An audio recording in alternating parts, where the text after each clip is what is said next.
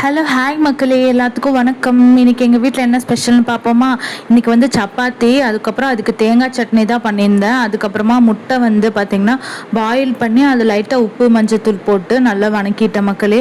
இதுதான் இன்றைக்கி காலையில் ஸ்பெஷல். அது கூட கொஞ்சம் குக்கும்பர் இருந்துச்சு, அதையும் கட் பண்ணி வச்சாச்சு. நான் இந்த வந்து டானிக் குடிச்சிட்டு தான் நான் எதாக இருந்தாலும் சாப்பிட்ணும், இல்லைன்னா என் வாயெல்லாம் எரிய ஆரம்பிச்சிடும். வாயெல்லாம் சுத்த புண்ணாக இருக்குது. அதுக்கப்புறமா ஆஃப்டர்நூனுக்கு பார்த்திங்கன்னா லெமன் ரைஸ் தான் பண்ணியிருந்தேன். லெமன் ரைஸும் கத்திரிக்காய் பொரியல் தான் பண்ணியிருந்தேன். காலையிலே பண்ணி வச்சிட்டேன். என்ன சொல்கிறது, காலையில் அவசரமாக பண்ணும்போது வீடியோ எடுக்கவே முடியல. எப்படி தான் இந்த யூடியூபர்ஸ் எல்லாம் வீடியோ எடுத்து இது பண்ணுறாங்கன்னே தெரியல. அப்புறம் ப்ளம்ஸ் கொஞ்சம் இருந்துச்சு.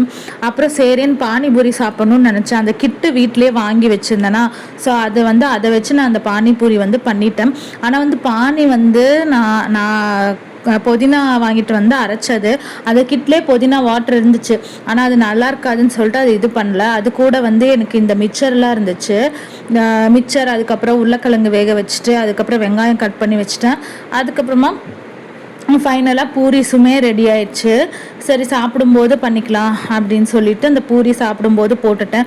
அப்புறம் எவ்வளோ நேரம் தான் மக்களே வீட்டில் இருக்கிறத சரின்னு சொல்லிட்டு பக்கத்து வீட்டில் ஒரு பாட்டி வீடு இருக்குமா, அந்த பாட்டி வீட்டுக்கு போயிட்டு கொஞ்சம் நேரம் பேசிட்டு அதுக்கப்புறம் ரிலாக்ஸ் பண்ணாதான் எனக்கே இதாகும்.